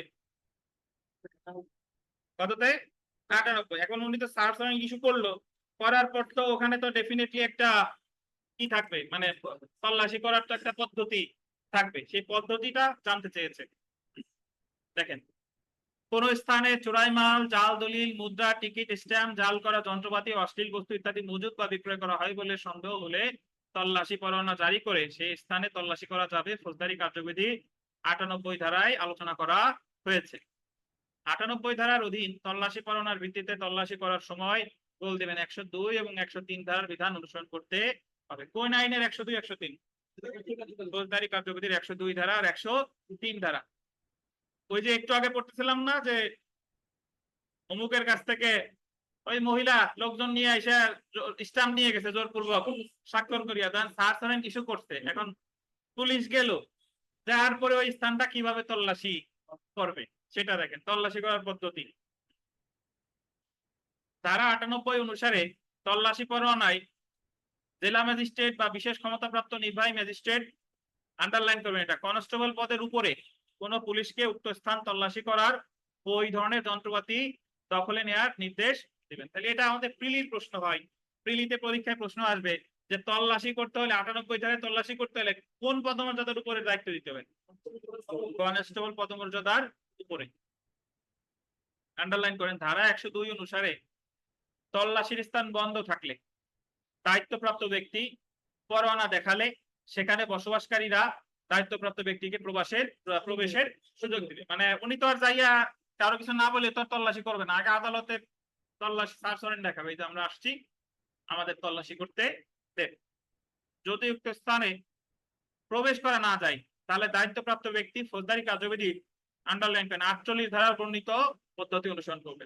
প্রবেশ করা না যায় মানে ধরেন কোন লোক নাই, তাহলে দরজা জানালা ভাঙবে, আর লোক যদি প্রবেশ করতে না দিচ্ছে তাহলে তার সরাইয়া প্রবেশ করবে। মানে যে পদ্ধতি অনুসরণ করে প্রবেশ করা যায় তাতে দরজা জানালা ভাঙার দরকার হলেও কি ভাঙবে।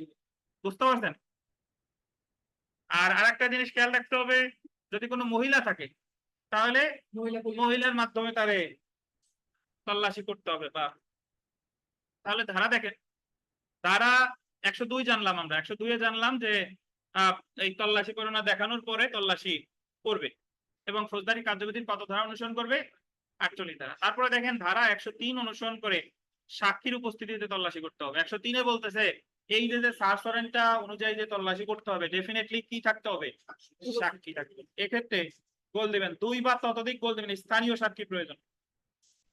পুলিশ যদি তার সাথের পুলিশকে সাক্ষী রাখলে হবে না, কার রাখতে হবে? স্থানীয় সাক্ষীরে রাখতে হবে। তারপর উদ্ধারকৃত আলামতের জন্য জব্দ তালিকা প্রণয়ন করে, আন্ডারলাইন করেন, জব্দ তালিকা প্রণয়ন করবে। আমাদের প্রিলিতে প্রশ্ন আসে যে সিজার লিস্ট বা জব্দ তালিকা তৈরি করে ফৌজদারি কার্যবিধি কত দাঁড়ায়? 103 দাঁড়ায়। তাতে পুলিশ অফিসার স্বাক্ষর দিবে ও সাক্ষীদের স্বাক্ষর নিবে। তাহলে ওই যে জব্দ তালিকায় তৈরি করার পর স্বাক্ষর করবে কে কে? পুলিশ অফিসার এবং সেই সাথে কে? সাক্ষীরা। সাক্ষী কয়জন সর্বনিম্ন তানভীর? সর্বোচ্চ?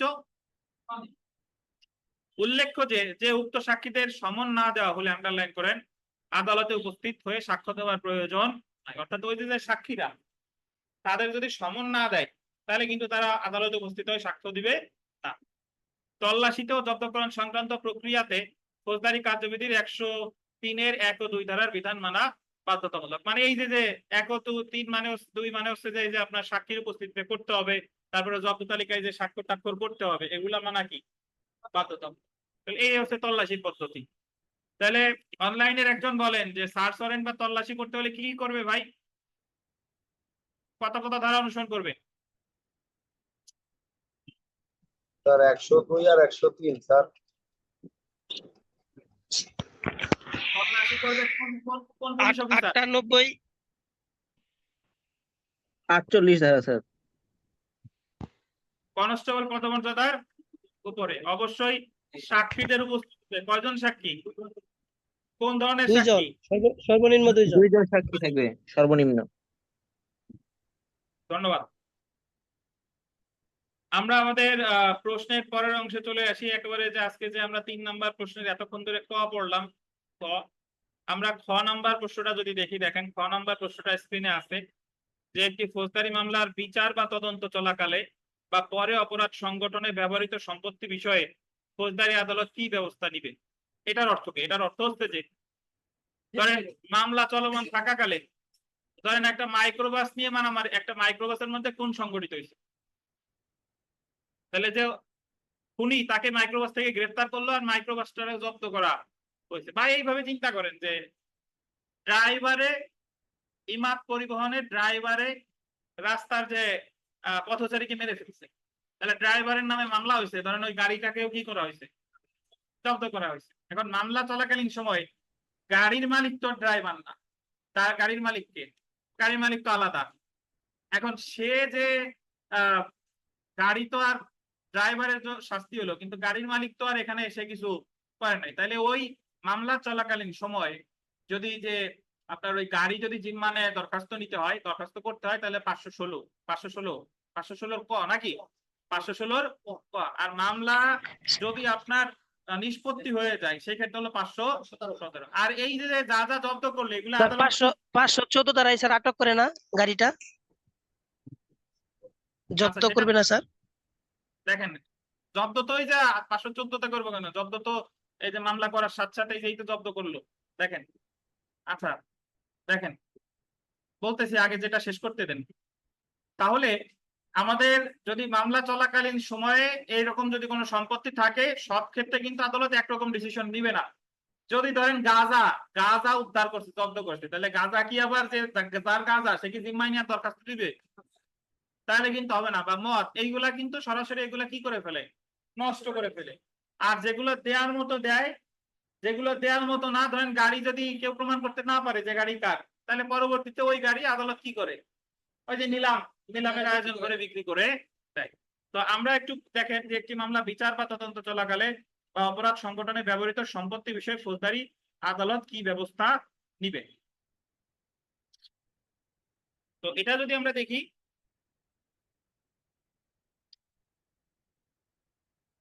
বিচার চলাকালে সম্পত্তি হেফাজত, দেখেন ফৌজদারি কার্যবিধির আন্ডারলাইন করেন 516 ক ধারার অধীন সম্পত্তির বিষয়ে কোনো অপরাধ সংঘটিত হলে বা অপরাধ করার জন্য কোনো সম্পত্তি ব্যবহার করা হলে আদালত, আন্ডারলাইন করেন, অনুসন্ধান বা বিচারের সময়। অনুসন্ধান বা বিচারের সময় মানে কি? মামলা কি শেষ হয়ে গেছে? মামলা কি আছে? চলমান আছে। তাহলে কেবলমাত্র কি হয়েছে? শুরু হয়েছে। আচ্ছা, উক্ত করার জন্য সম্পত্তি ব্যবহার করলে আদালত উক্ত অনুসন্ধান বা বিচারের সময় উক্ত সম্পত্তি হাজির করার নির্দেশ দিবে। তখন উক্ত সম্পত্তির যথাযথ হেফাজতের জন্য আদালত উপযুক্ত আদেশ দিবেন। মানে যদি সম্পত্তিটি আন্ডারলাইন করেন প্রাকৃতিক কারণে ক্ষয়শীল হয়, তাহলে আদালত তা বিক্রি করার জন্য বা অন্য উপায়ে হস্তান্তর করার আদেশ দিতে পারে। ধরেন আসামিরা ডাকাত দল এক ট্রাক তরমুজ নিয়ে ডাকাতি করে পলাইতেছিল। এখন ডাকাতটা ধরা পড়ছে। এখন ওই তরমুজের মালিক, ট্রাকের মালিককে পাওয়া তো যাচ্ছে না, মানে পাওয়া যাক বা না যাক, যেহেতু ডাকাতের কাছ থেকে উদ্ধার করছে, তাহলে ওই এক ট্রাক তরমুজ কার হেফাজতে চলে আসবে? আদালতের। বুঝেন কিনা? এখন যদি কেউ পরবর্তীতে ওই এক ট্রাক তরমুজ নেওয়ার আবেদন করবে কত ধারায়? 516 ক। 516 ক। এবং আদালত যদি দেখেন যে আবেদন করছে বা করে নাই, বা আদালত সন্তুষ্ট না, কারে দিবে সন্তুষ্ট না, এখন তরমুজ তো আর আজীবন রাখা যাবে না। তরমুজ তো একসময় কি হয়ে যাবে? নষ্ট হয়ে যাবে। পচে যাবে। তাহলে ওই তরমুজ আদালত কিসের ব্যবস্থা করবে? বিক্রি করার ব্যবস্থা করবে। পরে যদি ওই তরমুজের মালিক দেশে যদি প্রমাণ করতে পারে, ওই টাকা আবার তারে দিয়ে দিবে। আচ্ছা, এখন সোহাগ সাহেব প্রশ্ন করলেন 514 ধারায়। 514 ধারা জব্দ করে না, 514 ধারায় জামিননামা বাজেয়াপ্ত করে। জামিনদারের মানে জামিননামা বা জামিনদার বাজেয়াপ্ত, জামানত বাজেয়াপ্ত আর কি। জামানত বাজেয়াপ্ত হলো আর এক জিনিস। ওই যে যারে বললো যে 5,000 টাকার বন্ডে জামিন দেওয়া হলো, তাহলে 5,000 টাকার বন্ডে তানভীরে যদি জামিন দেয়, জিম্মাদার ধরেন হচ্ছে আনারুল হক সাহেব, তাহলে তানভীর যদি জামিনের শর্ত ভঙ্গ করে, তাহলে ওই 5,000 টাকা দিবে কে? আনারুল হক সাহেব।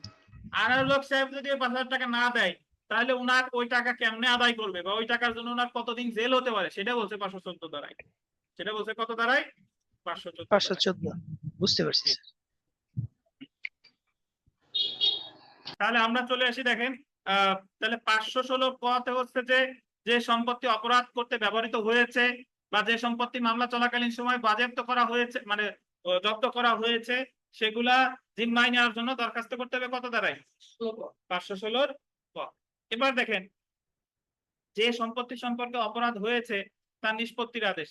ধারা দেখেন, ধারা 517 অনুযায়ী কোন ফৌজদারি আদালতে কোন অপরাধের বিচার বা অনুসন্ধান শেষ হওয়ার পর, এই যে দেখেন বিচার বা অনুসন্ধান কি শেষ হবার পর, আদালত যদি মনে করে উক্ত অপরাধ দলিল বা সম্পত্তি বিষয় সংঘটিত হয়েছে, ধরেন একটা মোটরসাইকেল, মামলা বিচার শেষ, কিন্তু মোটরসাইকেল এখনো কেউ আবেদন আদালতের জিম্মায় আছে, তখন আদালত উক্ত সম্পত্তি বা দলিল ধ্বংস, বাজেয়াপ্ত বা অর্পণের মাধ্যমে হস্তান্তরের আদেশ দিতে পারে। তাহলে আমার মামলা চলাকালীন সময়ে আমি যদি জিম্মার দরখাস্ত করি, তাহলে কত দ্বারা?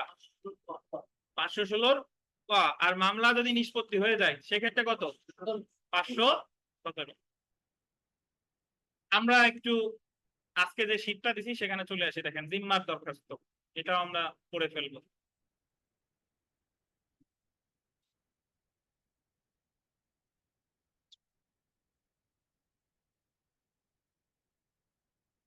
এবং মজার বিষয় হচ্ছে যে প্র্যাকটিসে ওই 516 ক নাকি 517 এটা উল্লেখ করেন। আপনি যদি উল্লেখ করলে করতে পারেন, যদি মামলা চলমান থাকে এই অবস্থায় যদি নিতে চান, তাহলে 516 ক।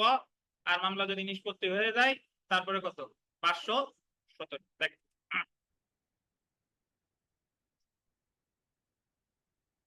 চুরি মামলার উদ্ধারকৃত মালামাল জিম্মায় নেওয়ার দরখাস্ত, চুরি মামলায় আর কি।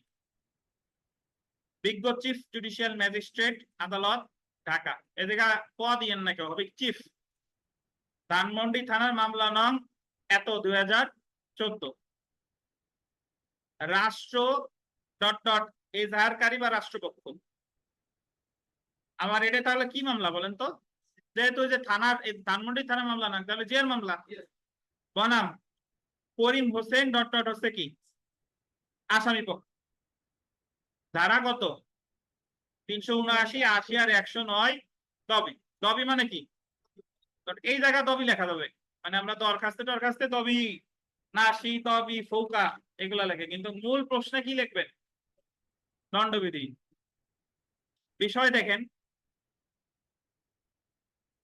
চুরির মামলায় উদ্ধারকৃত মালামাল জিম্মায় প্রদান প্রসঙ্গে। এখন আপনি যদি মনে করেন যে আমি ধারা উল্লেখ করব, তাহলে আপনি বলবেন যে ফৌজদারি কার্যবিধির 516 ক ধারায় চুরির মামলায় উদ্ধারকৃত মালামাল জিম্মায় প্রদান প্রসঙ্গে, অথবা ফৌজদারি কার্যবিধি 517 ধারা মতে চুরির মামলায় উদ্ধারকৃত মালামাল জিম্মায় প্রদান প্রসঙ্গে। বুঝতে পারছেন? আচ্ছা, অত্র মামলায় এজাহারকারী পক্ষে বিনীত নিবেদন এই যে, যেহেতু অত্র মামলার এজাহারকারী চুরির ঘটনার প্রেক্ষিতে উপরোক্ত মামলা দায়ের করে, যেহেতু অত্র মামলার তদন্তকারী কর্মকর্তা 2 জন আসামিকে গ্রেফতার করতে সক্ষম হয় এবং আসামিদের দোষ স্বীকার জবানবন্দির প্রেক্ষিতে তদন্তকারী কর্মকর্তা এজাহারকারীর ব্যবহৃত ওয়ালটন ব্র্যান্ডের টেলিভিশন সেট উদ্ধার করতে সক্ষম হয়। টেলিভিশনের মামলা করছে, বুঝতে পারছেন? মানে ওই চোরদের কাছ থেকে কি উদ্ধার করছে? ওয়ালটন ব্র্যান্ডের টেলিভিশন। যেহেতু বর্তমানে উক্ত টেলিভিশন সেটটি মালখানায় অযত্নে অবহেলায় পড়ে আছে এবং উক্ত টেলিভিশনটি এরূপ মালখানায় পড়ে থাকলে অচিরেই কি হয়ে যাবে? নষ্ট হয়ে যাবে। সেহেতু উপরোক্ত মামলার তদন্তকাজ এবং যেহেতু আন্ডারলাইন করবেন, উপরোক্ত মামলার তদন্তকাজ সম্পন্ন হয়েছে এবং সংশ্লিষ্ট তদন্তকারী কর্মকর্তা বিজ্ঞ আদালতে তদন্ত রিপোর্ট জমা দিয়েছে, মানে পুলিশ রিপোর্ট জমা দিয়েছে। যেহেতু উক্ত মামলার এজাহারকারী আবেদনের প্রেক্ষিতে জব্দকৃত টেলিভিশনটি এজাহারকারীর নিকট জিম্মায় প্রদান করা আবশ্যক। যেহেতু সাক্ষ্য প্রদানকালে এজাহারকারী উক্ত টেলিভিশনটি প্রয়োজনে আদালতে উপস্থাপন করতে বাধ্য থাকে। এ বলতেছে যে যদি দরকার হয় ভবিষ্যতে ওই টেলিভিশন আবার আদালতে উপস্থাপন করা হয়। অতএব মহোদয়ের নিকট বিনীত প্রার্থনা, ন্যায় বিচারের স্বার্থে উপরোক্ত এজাহারকারী টেলিভিশন জিম্মায় নেওয়ার আবেদন মঞ্জুর করতে মহোদয়ের কি হয়? মর্জি হয়। বুঝতে পারছেন? ইতি তান। তাহলে আমরা এখানে বুঝলাম কি, জিম্মায় নেওয়ার দরখাস্ত সিস্টেম কিন্তু একই। বিজ্ঞ চিফ জুডিশিয়াল ম্যাজিস্ট্রেট, মামলা নং এত এত হচ্ছে আপনার এজাহারকারী বা রাষ্ট্রপক্ষ, বনাম কি আসামি পক্ষ, তারপরে ধারা এত এত এত বিষয় চুরি মামলায় উদ্ধারকৃত মালামাল জিম্মায় প্রদান।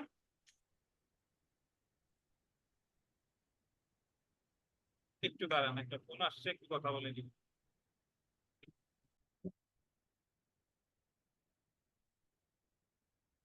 আজকে যতগুলা ড্রাফটিং দিছি সবগুলা কিন্তু পড়া হয়ে গেছে। এখন আমাদের প্রশ্নের বাকি অংশটুকু বাদ আছে, সেটা আমরা দেখবো। দেখেন,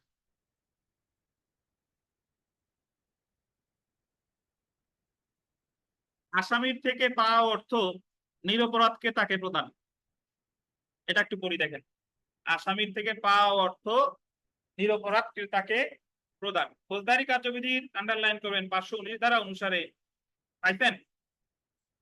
519 ধারা অনুসারে চুরি বা চোরাই মাল সংক্রান্ত অপরাধে দণ্ডিত ব্যক্তি হতে না জেনে ক্রয় করলে আদালত উক্ত সম্পত্তি মূল মালিককে ফেরত দিবে এবং যে ব্যক্তি না জেনে ক্রয় করেছে সে আবেদন করলে আদালত দণ্ডিত ব্যক্তি থেকে সম্পত্তির মূল্য ক্রেতাকে প্রদান করার নির্দেশ।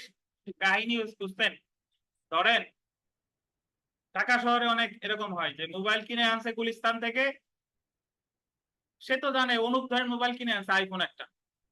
এখন 2 দিন পর অনুপের ফোনে ফোন আসছে, এক এসআই সাহেব ফোন দিয়ে বলতেছে যে আপনি কে? অনুপ তো বললো আমি তো অনুপ, গোপালগঞ্জের টুঙ্গিপাড়া বাড়ি। এই মোবাইল তো চুরির মোবাইল। তা অনুপ বললো যে চুরির মোবাইল আমি তো চুরি করি নাই, আমি তো কিনছি, আমার রসিদ টসিদ সবকিছু আছে। তাহলে অনুপের কাছ থেকে ওই মোবাইলটা উদ্ধার করলো। পরবর্তীতে অনুপ যার কাছ থেকে ক্রয় করছিল তারও পরিচয় জানা গেল, সে হলো আসামি নাকি? আর মূল মোবাইলের মালিক ছিল ধরেন রুবেল সাহেব। তাহলে এই মামলায় এজাহারকারী হচ্ছে রুবেল আর আসামি হচ্ছে কে? ওই যে মোবাইল যে বিক্রি করছে সে। কিন্তু অনুপ তো ঠিকই 20,000 টাকা দিয়ে আইফোনটা কিনছিল। তাহলে তার কাছ থেকে তো মোবাইলটা নিয়ে রুবেলকে ফেরত দেওয়া হলো, আসামি হলো আর একজন। কিন্তু অনুপের প্রতিকার কি? যখন ওই আসামির শাস্তি দেওয়া হলো তখন সেই সময় আসামির কাছ থেকে ওই যে 20,000 টাকা মূল্য, এটা ফেরত দেওয়ার আদেশ দিতে পারে কাকে? অনুপে। ওই যে তৃতীয় পক্ষ, যে ক্রেতা, নিরপরাধ ক্রেতাকে, মানে যে ক্রেতা, সে তো আর জানে না যে আসল ঘটনা কি। আর সে যদি জেনে ক্রয় করতো তাহলে তারও তো কত তারা বলেন 411। জেনে ক্রয় করলে তো তাহলে 411 দ্বারা চোরামাল গ্রহণের জন্য দায়ী হতো। তাহলে আপনার মনে রাখতে হবে যে যে যদি কোনো ব্যক্তি চোরাই মাল ক্রয় করে এবং সে যদি নিরপরাধ হয় তাহলে সে ওই আসামির থেকে টাকা আদায় করার বিধান যা আছে এটা বলছে কত দাঁড়ায়? 519 দ্বারা। অনলাইনে যারা আছেন বুঝতেন কিনা? জি স্যার, ক্লিয়ার স্যার। জি স্যার, বুঝতে পারছি স্যার।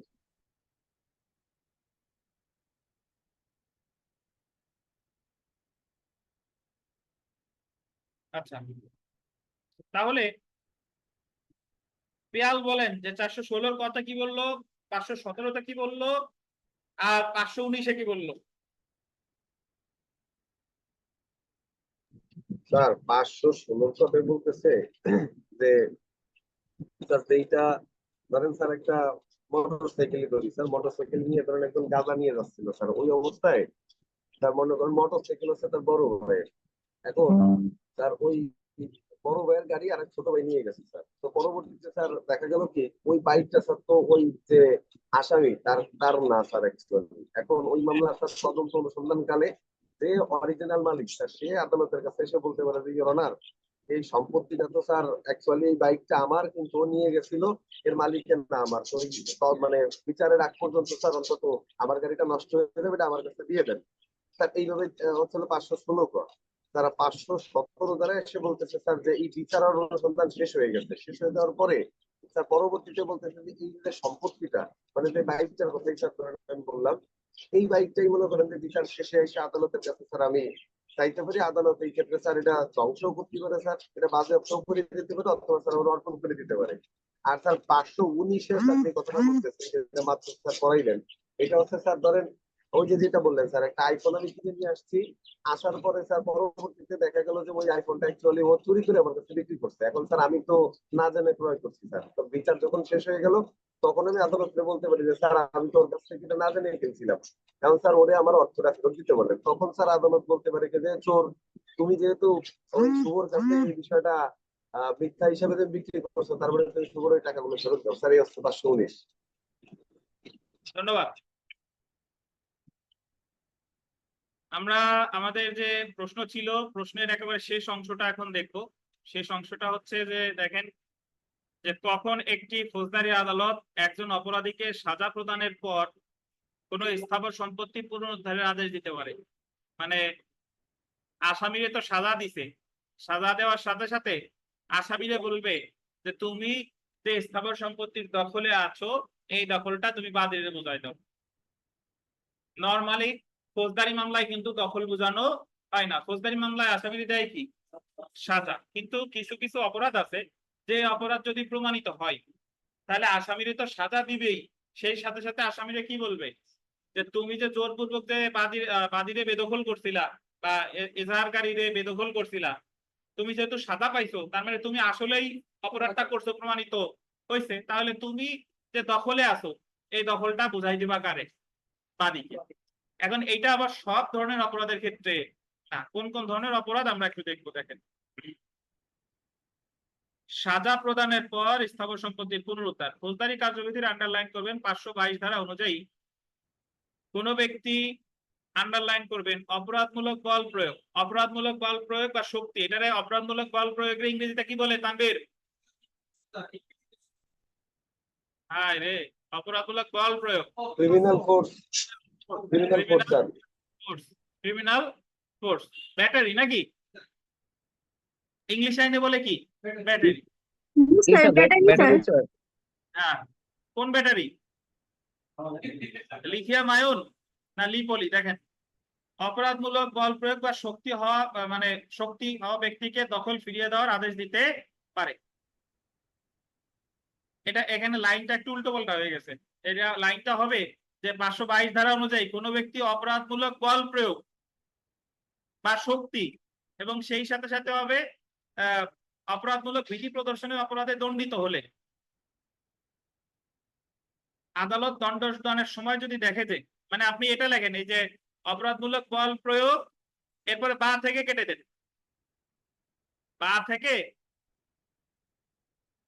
অপরাধমূলক বিধি প্রদর্শনের প্রদর্শন পর্যন্ত, বা এর আরেক বা পর্যন্ত কেটে দেন। মানে আমি যেটা বলি শুনেন, এই যে যেটা স্ক্রিনে যেটা আছে কতটুকু কাটবেন একটু দেখাই, লেখা একটু উল্লট হয়ে গেছে। এই যে কোন ব্যক্তি অপরাধমূলক বল প্রয়োগ বা আছে না, এই বা থেকে কাটেন। শক্তি হওয়া ব্যক্তিকে দখল ফেরত দেওয়ার আদেশ দিতে পারে দাড়ি প্রদর্শন এই পর্যন্ত কাটেন, প্রদর্শন পর্যন্ত কাটেন, কাটছেন? তাহলে এবার কি দাঁড়ালো দেখেন যে কোন ব্যক্তি অপরাধমূলক বল প্রয়োগ বা অপরাধমূলক বিধি প্রদর্শনের অপরাধে দণ্ডিত হলে এবং আদালত দণ্ডদানের সময় যদি দেখে উক্ত ব্যক্তির এরূপ অপরাধের ফলে কোনো ব্যক্তি তার স্থাবর সম্পত্তি থেকে বেদখল হয়েছে, তখন আদালত উপযুক্ত মনে করলে দণ্ডদানের সময়, আন্ডারলাইন করেন, দণ্ডদানের সময় বা পরবর্তী গোল দিবেন 1 মাসের মধ্যে বেদখল হওয়া ব্যক্তিকে দখল ফিরিয়ে দেওয়ার আদেশ দিতে পারে। এটার অর্থ কি আমার আগে বুঝতে হবে যে অপরাধমূলক বল প্রয়োগ কারে বলে। অপরাধমূলক বল প্রয়োগ আমরা দণ্ডবিধিতে করছি 350 ধারায় সংজ্ঞা আছে যে যদি কোনো ব্যক্তি আরেকজন ব্যক্তিরে তার গতি পরিবর্তন করে, গতিশীল করে বা গতি রোধ করে নিজের দেহের মাধ্যমে বা কোনো বস্তুর মাধ্যমে বা কোনো প্রাণীর মাধ্যমে, তাহলে সে ক্রিমিনাল ফোর্স করেছে বলে গণ্য হবে। আর অপরাধমূলক ভীতি প্রদর্শন মানে ভয় দেখানো। এখন তানবীর যদি ভয় দেখালো যে তোমার মেরে ফেলবো, তুমি এই জায়গা থেকে চলো, সরে যাও, তারা টেনে হিসেবে বের করে দিল, ঠেলা দিল, অপরাধমূলক বল প্রয়োগ এবং ভয় দেখালো, এই দুইটা করেই তানবীর বেদখল করছে। ধরেন আমাদের দিনেশরে তো বাড়ি থেকে বের করছেই, কিভাবে করছে? বল প্রয়োগ করে আর ভয় দেখাইয়া। তাহলে দিনেশ গিয়ে মামলা করছে বল প্রয়োগ আর কি ভীতি প্রদর্শনের, এবং মামলায় প্রমাণিত হলো যে তানবীর আসলেই বল প্রয়োগ করছে, আসলেই ভীতি প্রদর্শন দেখায়। তাহলে তানবীরের শাস্তি দিল, কিন্তু দখলে ছিল কে? তানবীর। তখন আদালত বলবে যে যেহেতু বল প্রয়োগ বা ভীতি প্রদর্শন যেহেতু এটা প্রমাণিত হয়েছে, তার মানে তুমি আসলেই বেদখল করছো। তাহলে আসামি তুমি, তোমার তানবীর, তুমি যে সম্পত্তিটা জোরপূর্বক বেদখল করছো ওই স্থাবর সম্পত্তিটা বুঝাই দেবা কারে? দিনেশ। এই যে দেখেন, দণ্ডদানের সময় অথবা কখন? পরবর্তী 1 মাসের মধ্যে। তাহলে আমাদের প্রিলিমিনারির জন্য এটা খুবই গুরুত্বপূর্ণ আসবে যে কখন আদালত দণ্ডদানের সময় আসামি মানে বাদীকে তার স্থাবর সম্পত্তি দখল ফিরাই দিতে পারে, কোন কোন অপরাধের ক্ষেত্রে?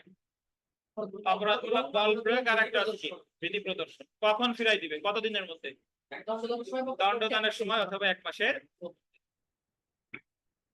তাহলে দেখেন আমরা একেবারে শেষ প্রান্তে চলে আসি যে 522 ধারার মূল কথা হলো অপরাধমূলক বল প্রয়োগ বা শক্তি প্রদর্শন বা অপরাধমূলক ভীতি প্রদর্শনের মাধ্যমে কাউকে স্থাবর সম্পত্তি থেকে বেদখল করা হলে আদালত অভিযুক্তকে দণ্ডদানের পাশাপাশি বেদখল হওয়া ব্যক্তিকে তার স্থাবর সম্পত্তির দখল ফিরিয়ে দিতে।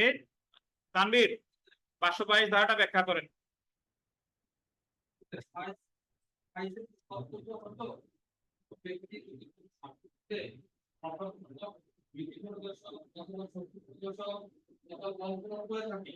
তাহলে এইটা যদি বুঝতে পারে তাহলে তাকে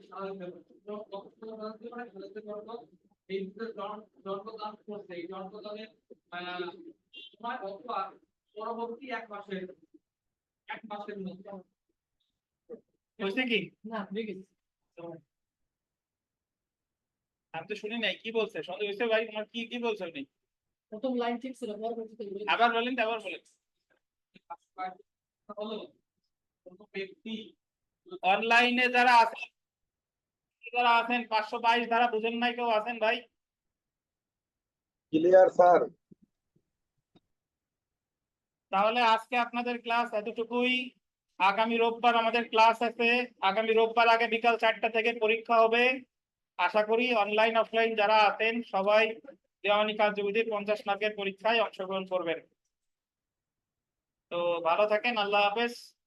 আর লিখিত ক্লাসে রোববার দেখা হবে। ধন্যবাদ। আসসালামু আলাইকুম স্যার।